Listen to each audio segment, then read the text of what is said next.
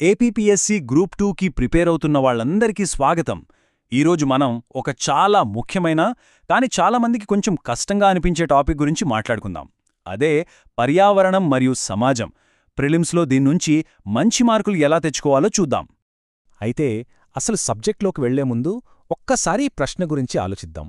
మనం చూస్తున్న పర్యావరణ సంక్షోభాలు అంటే ఈ కాలుష్యం, వనరులు తగ్గిపోవడం ఇవన్నీ నిజంగా ప్రకృతికి సంబంధించిన సమస్యలేనా? లేకపోతే మన సమాజంలో ఉన్న సమస్యల వల్ల ఇవి పుట్టుకొస్తున్నాయా? ఈ ఒక్క పాయింట్ కనుక మనకు అర్థమైతే మొత్తం సిలబస్ మన చేతిలో ఉన్నట్టే. సరే, ఈ టాపిక్ను మనం ఒక ఆర్డర్లో అర్థం చేసుకోవడానికి మన ప్రయాణాన్ని 6 భాగాలుగా విభజించాను. ముందుగా బేసిక్స్ చూద్దాం. ప్రకృతికి, సమాజానికి ఉన్న సంబంధం ఏంటి? తర్వాత మన వల్ల పర్యావరణం మీద పడుతున్న భారం గురించి, దానివల్ల వచ్చే పెద్ద పెద్ద సమస్యల గురించి కొన్ని కేస్ స్టడీస్తో సహా చూద్దాం. ఆ తర్వాత ఈ సమస్యలకు అసలు కారణాలు ఎక్కడున్నాయో తెలుసుకుని భవిష్యత్తు కోసం ఏం చేయాలో చర్చిద్దాం. చివరిగా ఎగ్జామ్కి ఉపయోగపడే కొన్ని ముఖ్యమైన పదాలను రివైజ్ చేసుకుందాం. ఈ ఆర్డర్ ఫాలో అయితే టాపిక్ చాలా ఈజీగా గుర్తుండిపోతుంది. మొదలు పెడదామా? మొదటి భాగం ప్రకృతి మరియు సమాజం. చూడండి, ఈ రెండింటి మధ్యున్న రిలేషన్షిప్, ఆ బంధమేంటో సరిగ్గా అర్థం కాకపోతే పర్యావరణ సమస్యల గురించి మనం ఎంత చదివినా వేస్ట్. అందుకే మన ప్రయాణం ఇక్కడ్నుంచే మొదలవ్వాలి. ఏపీపీఎస్సీ ప్రిలిమ్స్ సిలబస్ ప్రకారం ఆవరణ శాస్త్రం లేదా ఎకాలజీ అంటే ఏంటి? సింపుల్గా చెప్పాలంటే మానవులు కూడా ఒక భాగమైన భౌతిక మరియు జీవ వ్యవస్థ. ఇక్కడ మనం ఫోకస్ చేయాల్సిన పదం ఏంటంటే మానవులు ఒక భాగం. అంతేగాని మనం ప్రకృతి కన్నా గొప్పవాళ్లం కాదు, దాన్ని శాసించేవాళ్లం కాదు. మనం కూడా అందులో ఒక చిన్న భాగం. ఈ బేసిక్ పాయింట్ మర్చిపోయినప్పుడే అసలు సమస్యలన్నీ మొదలవుతాయి. ఇప్పుడు ఈ చిత్రం చూడండి, చాలా క్లియర్గా ఉంటుంది. ప్రకృతికి, సమాజానికి మధ్య సంబంధం అనేది వన్ వే ట్రాఫిక్ కాదు, అది టూ వే. బాణాలు రెండు వైపులా ఉన్నాయి కదా. ప్రకృతి మన జీవనాన్ని ప్రభావితం చేస్తుంది, మనకు వనరులు ఇస్తుంది. కానీ అదే సమయంలో ఆధునిక సమాజం, ముఖ్యంగా లాభాలనే లక్ష్యంగా పెట్టుకున్న వ్యవస్థలు ప్రకృతి స్వరూపాన్నే మార్చేస్తున్నాయి. ఇది ఒక సైకిల్ లాంటిది. ఒకదాని ప్రభావం ఇంకొకదానిపై పడుతూనే ఉంటుంది. ఆ ఫలితాలేంటో మనమిప్పుడు వివరంగా చూడబోతున్నాం. ఈ నిరంతర చర్యల వల్ల, అంటే ప్రకృతి, సమాజం ఒకదానిపై ఒకటి ప్రభావం చూపడం వల్ల మన చుట్టూ 2 రకాల వాతావరణాలు కనిపిస్తాయి. ఒకటి సహజమైనది, ఇంకొకటి మన చేతులతో మనం తయారు చేసుకున్నది. అవేంటి? వాటి మధ్య తేడా ఏంటి? ఎగ్జామ్ పాయింట్ ఆఫ్ వ్యూలో ఏది ఇంపార్టెంట్ చూద్దాం రండి. ఇక్కడ ఎగ్జామ్ కోసం 2 ముఖ్యమైన ఉదాహరణలు ఉన్నాయి. జాగ్రత్తగా గమనించండి. ఎడమవైపు చూస్తే సహజ పర్యావరణం, దానికి best example Delhi ridge forest. మరి కుడివైపునున్నది మానవ నిర్మిత పర్యావరణం, దానికి ఉదాహరణ చౌర్లు. అసలు చౌర్లంటే ఏంటి? అవి సహజంగా లోతట్టు ప్రాంతాలు, కాని వాటిని వ్యవసాయం కోసం భూములుగా మార్చేశారు. చూసారా, మనుషులు తమ అవసరాల కోసం ప్రకృతిని ఎంతలా మార్చేస్తారో చెప్పటానికిదొక పర్ఫెక్ట్ ఉదాహరణ. ఓకే, ఈ టేబుల్ మనకు మేజర్ ఎన్విరాన్మెంటల్ ప్రాబ్లమ్స్ అన్నింటినీ ఒకచోట చూపిస్తుంది.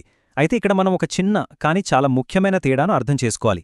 మొదటిది వనరుల క్షీణత, అంటే రీసోర్స్ డిప్లీషన్, అంటే ఆల్రెడీ ఉన్న వాటిని మనం వాడేసి ఖాళీ చేయడం, ఉదాహరణకు భూగర్భజలాలు.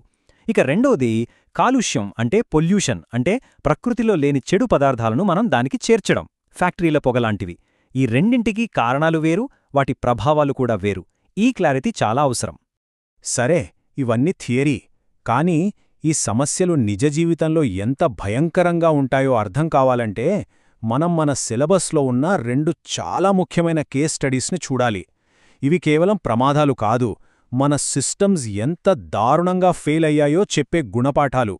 మొదటిది భోపాల్ గ్యాస్ దుర్ఘటన. ఇక్కడున్న ఫ్యాక్ట్స్: తేదీ, గ్యాస్ పేరు మిథైల్ ఐసోసైనైట్, కంపెనీ పేరు యూనియన్ కార్బైడ్. ఇవి ప్రిలిమ్స్లో డైరెక్ట్ క్వశ్చన్స్గా వచ్చే అవకాశం చాలా ఎక్కువ. ఖచ్చితంగా గుర్తుపెట్టుకోవాలి.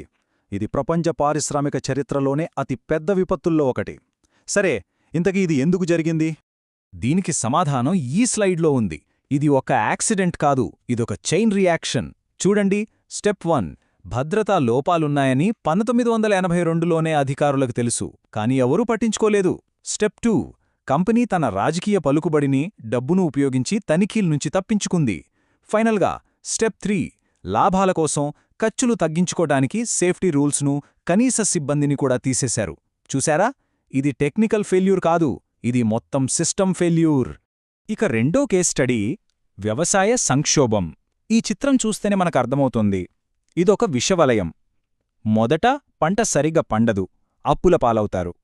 ఆ అప్పు తీర్చడానికి ఎక్కువ దిగుబడి కోసం రసాయనాలు వాడతారు.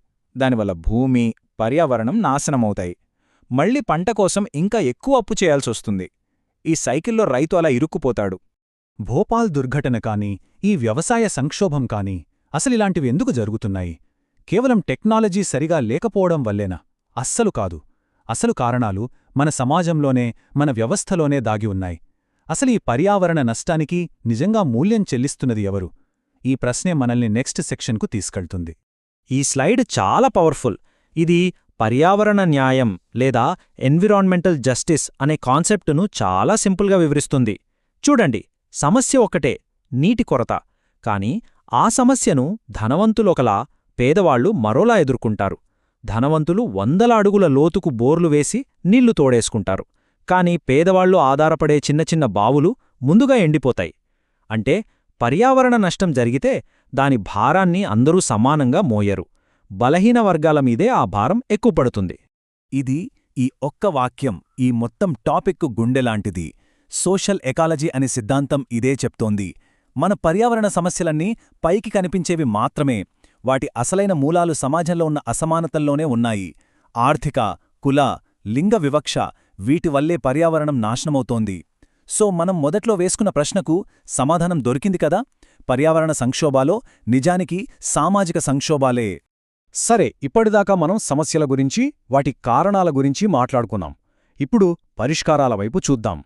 ఈ సమస్యలను ఎదుర్కోవడానికి ప్రపంచవ్యాప్తంగా అందరూ ఒప్పుకున్న ఒక ముఖ్యమైన మార్గముంది. అదే సుస్థిరాభివృద్ధి. ఈ డెఫినిషన్ ఎగ్జామ్కి చాలా చాలా ఇంపార్టెంట్. ఎక్కడ్నుంచి తీసుకున్నారు? 1987 నాటి బ్రంట్ల్యాండ్ నివేదిక నుంచి.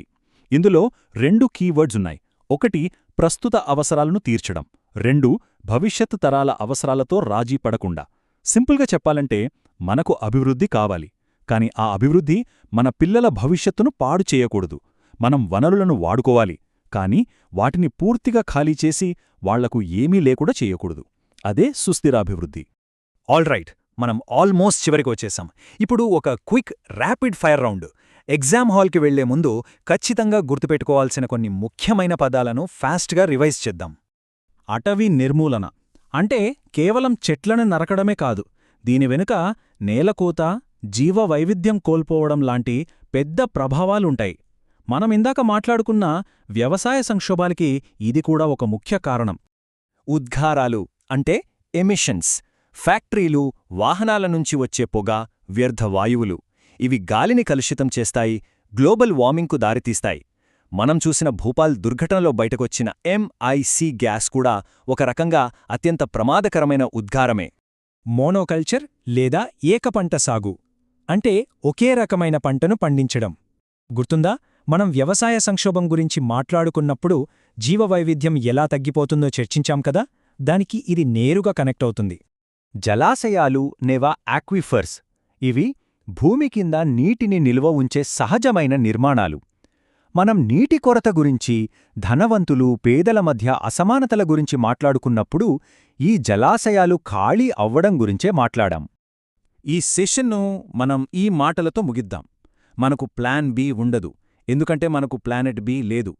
రేపు మీరు అధికారులుగా మారినప్పుడు ఈ రోజు మనం చర్చించుకున్న ప్రతి విషయం మీ నిర్ణయాలను ప్రభావితం చేస్తుంది, మన సమాజ భవిష్యత్తును నిర్దేశిస్తుంది. మీ ప్రిపరేషన్కు ఆల్ ది బెస్ట్.